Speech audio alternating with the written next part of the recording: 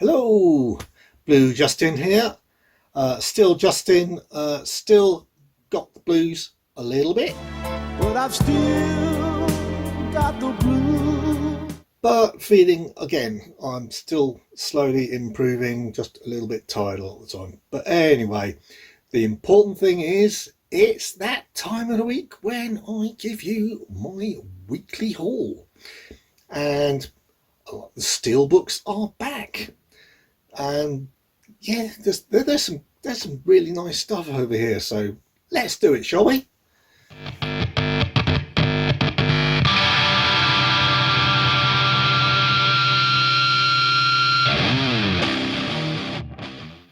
Right. First up, normally I start with the 4K steelbooks, movie steelbooks, but in this particular case, it's one that isn't a 4K but is a steelbook, and it's something I've been looking forward to for quite some time. Haven't seen it yet, but really looking forward to seeing what they do with this. And that is the steelbook in this particular case for Dexter New Blood. Yeah, I normally am very forgiving when series that are very good end on a bit of a low note. Quite often it's a case of burnout from the writers, or the companies don't give them enough time to wrap things up properly. Even I was particularly disappointed by the way they wrapped this one up.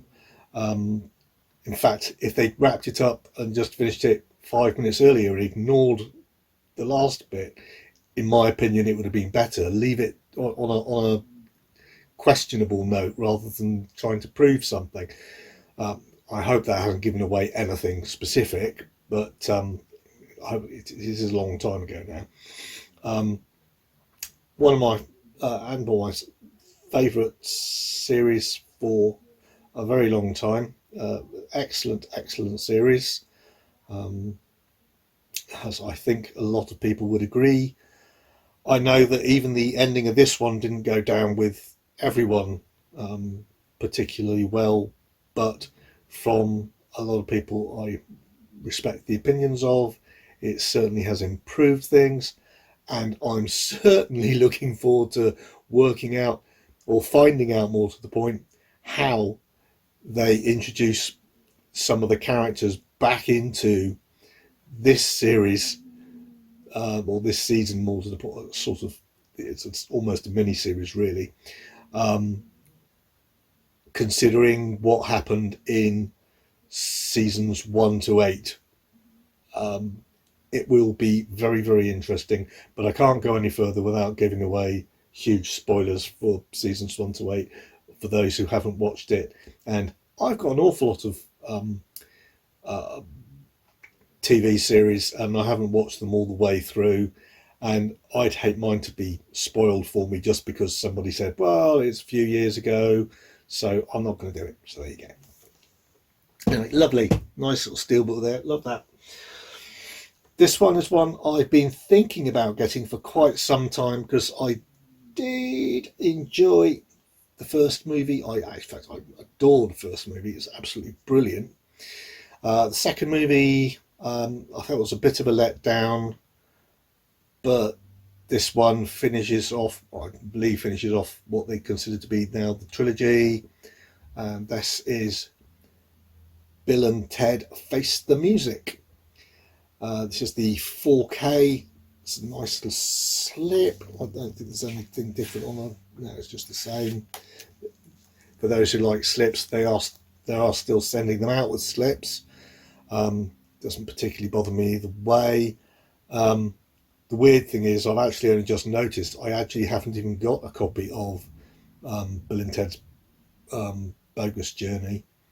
I do have, I think it's a 4K steelbook of Bill and Ted's Excellent Adventure, and that's, I think is that the Arrow 4K, or is it just the regular? I'm afraid I'm not sure. I should probably put it up here, because I never remember to make notes on particular specific versions I have, but I know that I'm missing the Bogus Journey one. I've not seen this, and I probably would have picked it up almost immediately on release because I was very interested in seeing it. But I wanted the 4K. However, I found out that it's one of those very rare, thankfully, 4Ks where they didn't even make the effort to put HDR on it, high dynamic range. And to me and a lot of people, that's what makes the big difference. Yes, 4K is obviously going to be more detailed than Blu-ray, but unless you have a very, very big television or projector or sat very, very close to it, that actually, to me anyway, doesn't make that much difference, especially because I don't have an absolutely massive TV. In fact, I don't even have what some people would regard as minimum for a film fan like myself. I've only got was it 50-inch, something like that, and yeah, sorry, but HDR to me is probably the biggest factor on 4Ks, getting those deeper blacks and brighter colours, or not brighter, but more specific colours, bigger colour space. That's very, very important. And I think it's a great mistake to leave HDR off any 4K. This is only the second one I've got. The other one is actually on my one of the favourite films that I saw at the cinema the year it came out. And it was supposed to get HDR on the UK release, as was pre-advertised.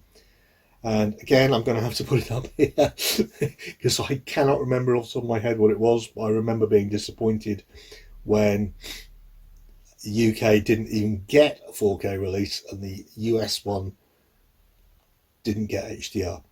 But especially I find with only having, or being able to afford in my case, only having an LED rather than OLED TV, which does a lot better on the blacks to start with, I find that the HDR sort of brings a regular LED pushes it much more towards the area where it becomes closer to an OLED. I'm not saying that that it suddenly makes up for all of it, and I wouldn't presume that, but HDR, massive disappointment that it's not on this release, but huge drop in price. It's now less, I think it's about half or less than half of its recommended retail.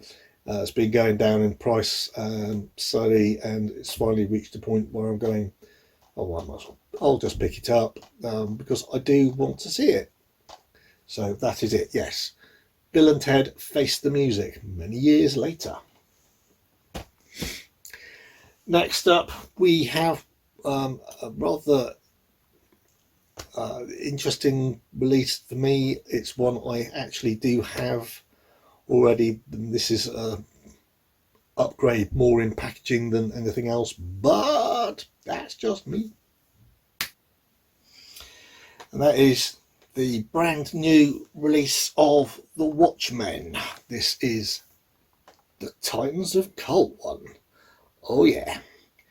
Now, yes, I do accept I actually do have Watchman Ultimate Cut, which this is. That includes the black something or pearl thing. It's not Black Pearl, is it? Black Freighter. Tales of the Black Freighter incorporated, animated portion intertwined. Now some say actual fact that brings it down from the regular director's cut, but I have the director's cut as well, so, because I really like this movie, and I really like Titans of Cult releases when I can afford them or get them quick enough so they don't go out of stock. Really, like I said, this is one I really do like. I think it's good. It's a well adapted movie with just enough change from the original source material to make things interesting without changing it so much that people that I would go to like, oh no, they've made a mistake changing that. Oh dearie me. But yeah, this is the 4K, as I said, Titans of Cult, which means even ignoring the extras and the extra bits and pieces you get in here, like the pins and whatnot, you will, even if you felt like opening it up and throwing away the extra thick cover and putting the pins in somewhere else, I don't know, you still get, as far as I'm aware, you always get a steelbook with a totally unique cover. I don't think Titans of Cult steelbooks, which appear in here inside their releases, actually have that artwork used anywhere else. I'm sure that if I'm wrong, someone will correct me in the comments, and please do, so I don't say it again, because otherwise I'll keep on saying it and keep on being wrong, and I'll just be a bit embarrassed, won't I? Yeah, anyway, that is Watchmen, the 4K full on longest ultimate cut. Next up is a triple pack, so I'm going to try and kind of get through all of these and like with all the information I needed. This is the 3-movie collection of Cloverfield collection. Now,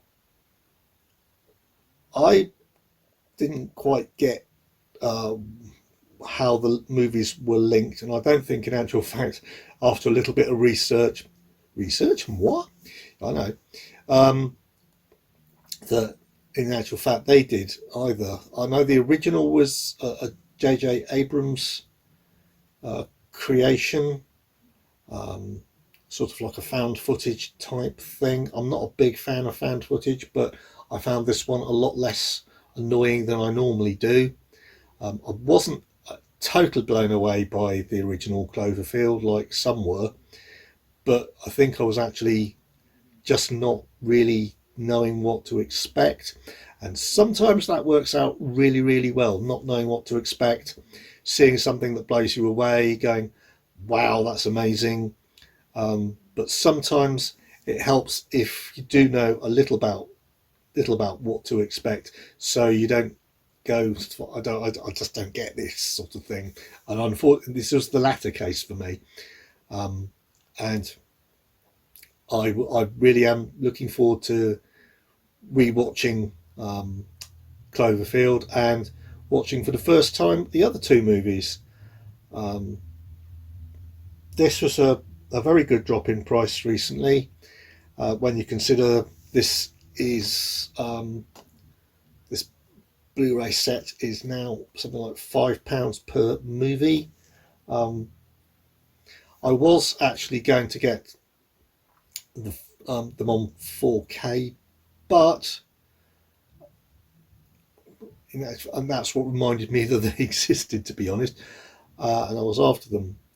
But when I went looking, there's a 4K set of the first two movies that have been made, Cloverfield and 10 Cloverfield Lane, but there is no 3-movie set that's 4K. So I went and got a very reasonably priced Blu-ray set, and I'm sure I will be very happy rewatching Cloverfield and finding out about the others. As I said, I've done a little bit of reading up. They're not really joined together in the way of a trilogy. They don't follow each other specifically. They are just in the same universe, which I believe has been nicknamed the Cloververse. A little bit trite, but I'll give them, that just could be coined by somebody else. Who knows? Like I said, first was a found footage thing of a creature from nowhere. Nobody knew where it came from. All sorts of mayhem, horrible infections, destruction of cities, etc., etc. The second movie was actually intended as something totally. It was a totally different movie, but they wanted to expand the original Cloverfield universe and background, so they put enough elements into it so that the movie about a woman who wakes up after a car crash in an underground bunker and is told that she's been saved from an apocalyptic attack,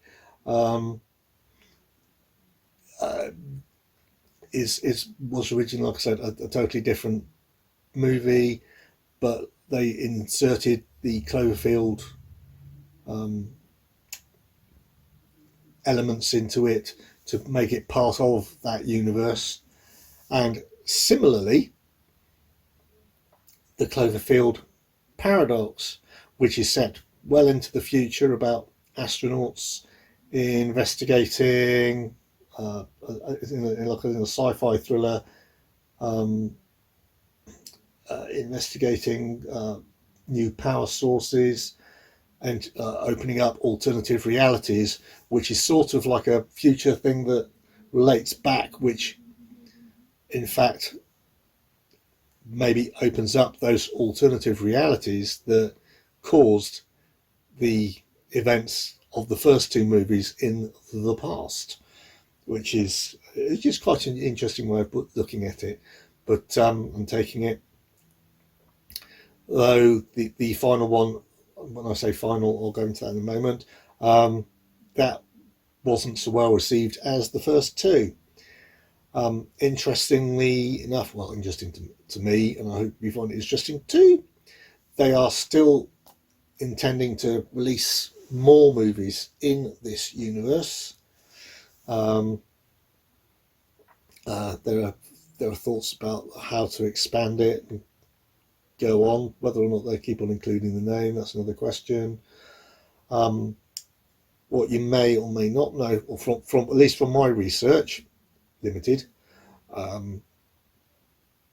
the very successful and well-respected film A Quiet Place, which came out a while ago, was actually supposed to be the fourth Cloverfield film in that universe, until the writers and the company that makes it decided that it would work better as a standalone film, and maybe they didn't want it to be dragged down or connected to the problems with the third movie, the Cloverfield Paradox, which didn't get such good reviews. I don't know, but it is interesting that they're still going ahead and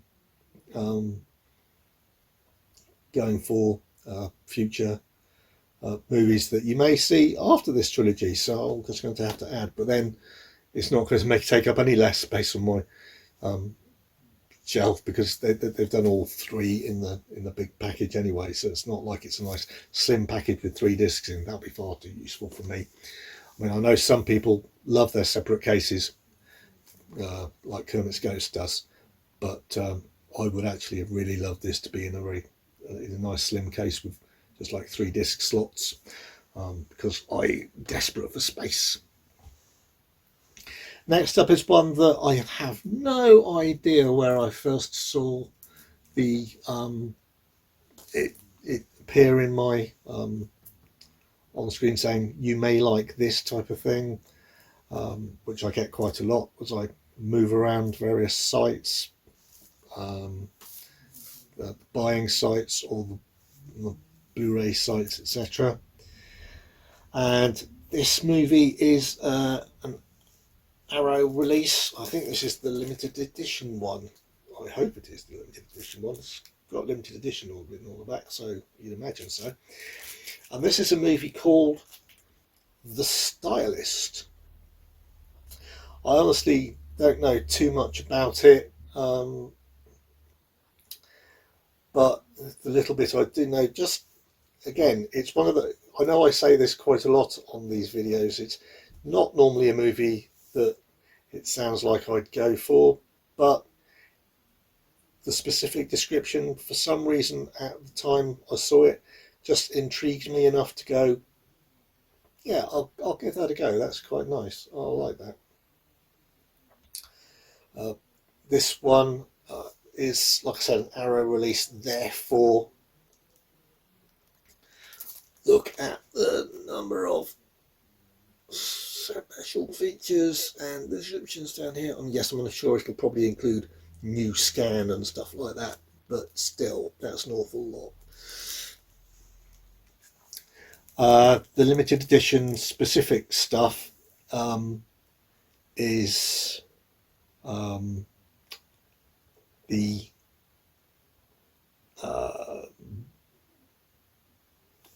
adds to their normal, I don't know if the normal release has come out yet, but actually adds a soundtrack CD, which is unusual, I think, and well, I know. Poster, booklet, reversible sleeve, original and newly commissioned artwork. I don't quite like this newly commissioned artwork. Usually the newly commissioned stuff is the one they put on the outside slip of these limited editions, so yeah, I like that. The film itself is all about a female-led psychological horror, and the protagonist is basically a hairstylist by day, serial killer and collector of scalps by night. And however, when she gets fixated on one of her clients, she tries to change her ways and stop her murderous intentions, but finds it much more difficult than she thought she would. Apparently the performances are regarded as excellent, talented cast, and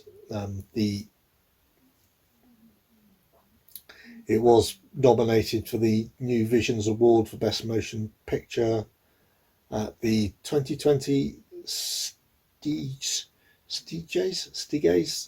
International Film Festival.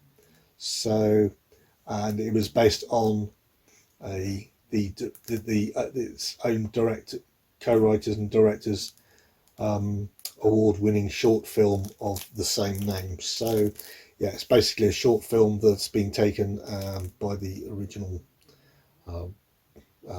writer and director and brought to a full length. Just going down the extras minimally, you can obviously guess there are going to be more, but we've got commentaries, introduction, visual essay, exploring the themes, behind the scenes, lots of different featurettes behind the scenes, all separate, different aspects of the film's production. They also features the interviews with the cast and crew, location scouting, outtakes, the original Kickstarter video. It's amazing how many of these lesser known, shall we say, not lesser, I'm not going to say that, lesser known films now, Kickstarter actually has enabled all sorts of things to be made that the big studios may not touch until they realise that maybe they should be investing in the smaller people. I think it actually does have the original short film that this is based on included on the main disc, and teaser trailer, theatrical trailer, image galleries. So yeah, a very, very, very nice package, and contains strong gory violence for an 18 rating for those who are into that horror. So, and I said I don't particularly mind gore. I might not normally go for more modern horror stuff, but like I said, intrigued me, and I'm looking forward to seeing how it actually goes down when I get to see it. This one you will know a lot more about, and I have certainly seen in the past, and it is my favourite Quentin Tarantino movie, and that is Pulp Fiction. Yep, this is an update from my DVD, which annoyingly I still have to keep taking up shelf space, because the DVD has a special actual bonus disc with so many special features on it which have not been fully ported over to this Blu-ray. Now, to be fair, a lot of them have, more than I would expect. I think on the DVD, the main DVD was like just a film and practically not hardly anything else. However, and the separate DVD had lots of the extras on it, and this one does put them onto the Blu-ray, but I think there are quite a few missing, which is a great shame. Like I said, I think this is my favourite Quentin Tarantino film, though I am going to embarrassingly admit I still have not seen Reservoir Dogs, so that is one I certainly would like to see, because that was what broke him into the big name of the industry, and I think that's something that I should watch so I understand like where it all started, and get a comparison between this that I have seen and I haven't. And don't get me wrong, there are quite a few of his that I haven't seen, so I'm not going to say I've seen every single one of his film and this is the one that I like, but of the ones I've seen, this is certainly the one that I prefer. Next up, nice little bit of a silly backstory. But this, if you want to pick it up and you haven't got it at the moment, this is the extended cut of World War Z. Well, World War Z, depending on where you can. I think it's Z purely because it was made in America, therefore that's the way it's pronounced and said. Whatever, anyway, whatever you want to call it. It's got Brad Pitt in it, it's got zombies in it. It's got some great action set pieces in it, and I keep on hearing that they were supposed to be doing more of these, but for some reason or other they never got round to it,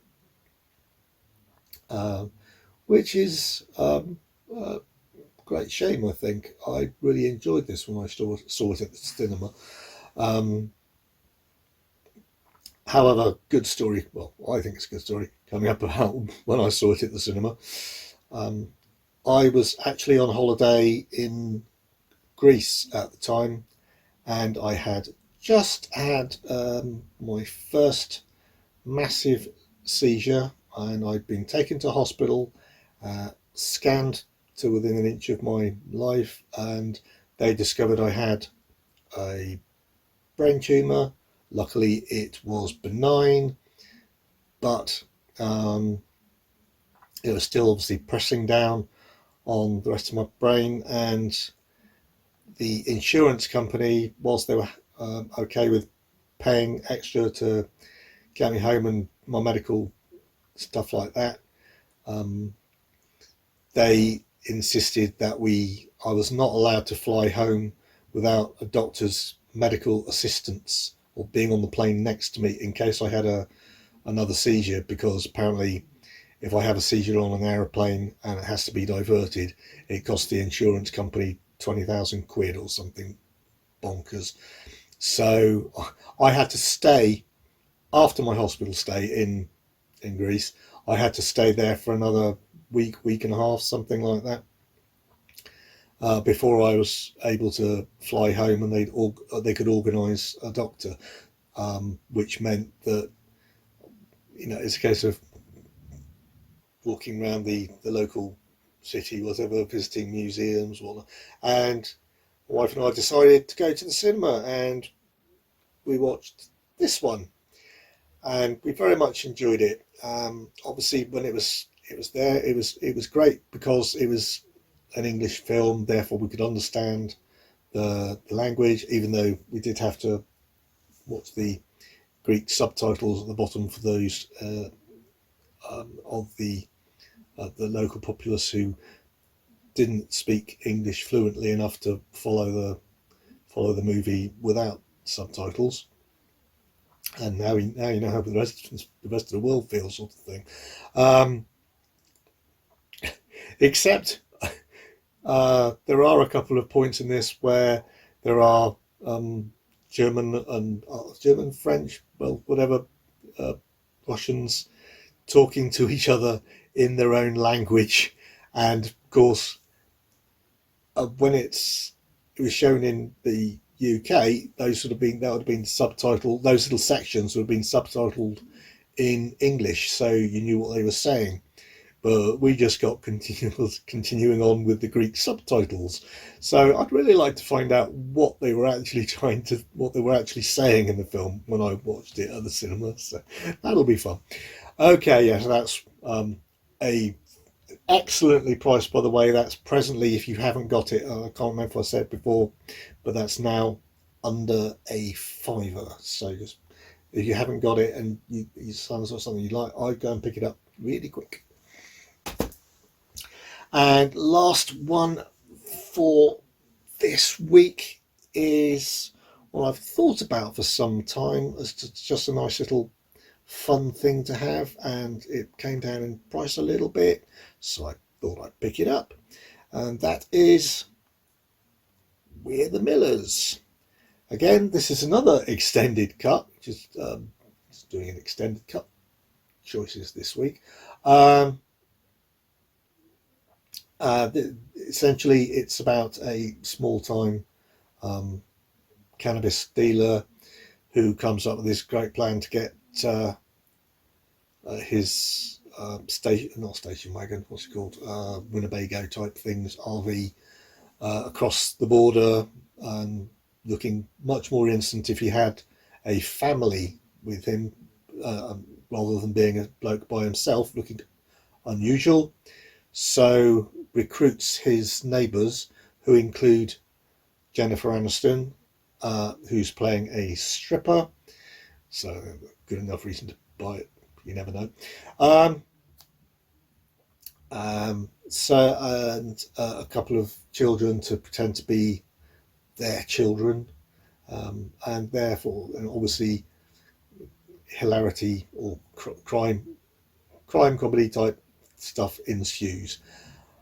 I've heard pretty good things about this, and this version, this release includes the theatrical and the extended cut, and I'm really looking forward to seeing it for the first time. I think something nice and light, something like that, easygoing Sunday afternoon, something like that. Not this Sunday, obviously, but because I'm busy recording this. But yeah. Does have strong language and references to sex and drugs. Well, he's a cannabis dealer. No, there, really. Okay, so yeah, like I said, that is my set of pickups and the haul for this week. I do hope you got something out of that. I've at least got a couple of nice steelbooks there. There's a few lovely things that I've ordered that are coming up in the very near future, and a few very nice things that I've ordered that are coming up a little bit further off, and some of them I don't even know, and nobody knows when they're actually coming out yet. But please keep on watching, and if you liked or got anything out of this video, please hit the like button. It really does help the channel, really does help me. And please keep on watching, and hit that, if you haven't subscribed yet, hit the subscriptions, hit the notification bell for when I do some more videos, so you can find out when I'm doing them. And I really hope to be able to do some very soon, because I would like to fill in some midweek ones rather than just doing the haul ones, which I've been mostly concentrating on whilst I've not been feeling so good. So yeah, like I say, always keep on watching all the movies, all the TV, and all the YouTubers that you like watching. And until next time, cheers.